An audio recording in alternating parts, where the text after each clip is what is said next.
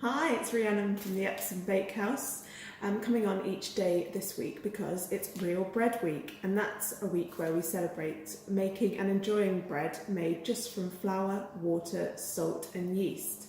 And I've wanted to share each day this week a tip for making great bread at home.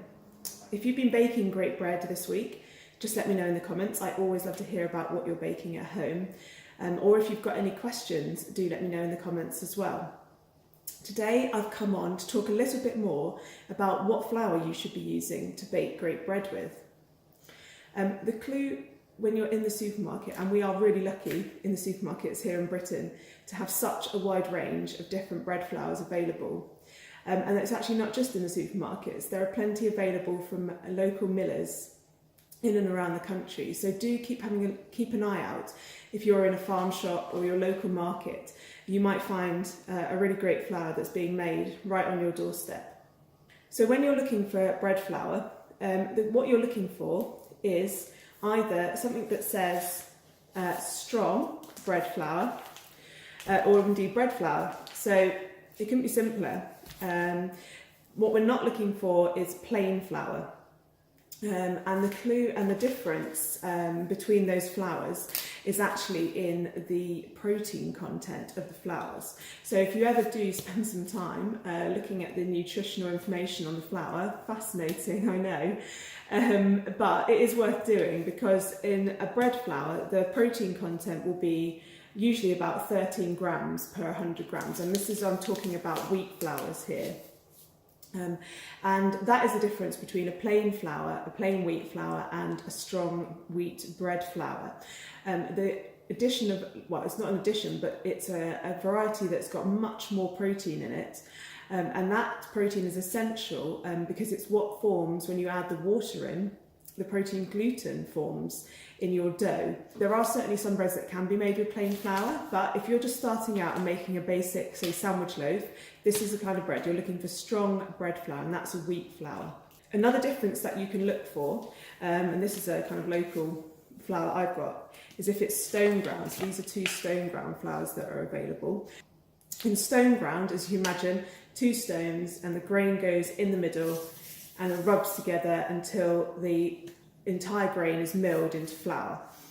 And then the bran is sifted out if you would like white flour. But because the entire grain has been crushed together in this flour, it's never able to remove 100% of the bran. So it does leave behind flecks of bran in a Stoneground flour. And that's the bran is where most of the nutrients of the flour, so the vitamins and minerals that you might find in wheat and indeed any grain, is in the bran. In terms of taste, what I can recommend is that you go out and try some different flours until you find one that you really like. If you're wanting to start out and you're not quite sure how it's going to go, start with a relatively inexpensive ingredients. And then once you get going, you might start looking out there and finding perhaps some of the more independent mills that are producing a huge variety of wonderful flours in this country. So two of the other most widely used grains that might be used for making flour, one is rye and the other one is spelt. Rye makes a very different bread to wheat, totally different grain. It's not gluten-free, it's still gluten, but, and going back to our nutritional information, this is about 9 grams of protein per 100 grams. So it's much lower in gluten, and when you make a rye bread, the dough turns out very differently. Spelt is a wheat variety. Some people find it more digestible than wheat. And it also often has a little bit more protein in, but actually the gluten can be a bit weaker.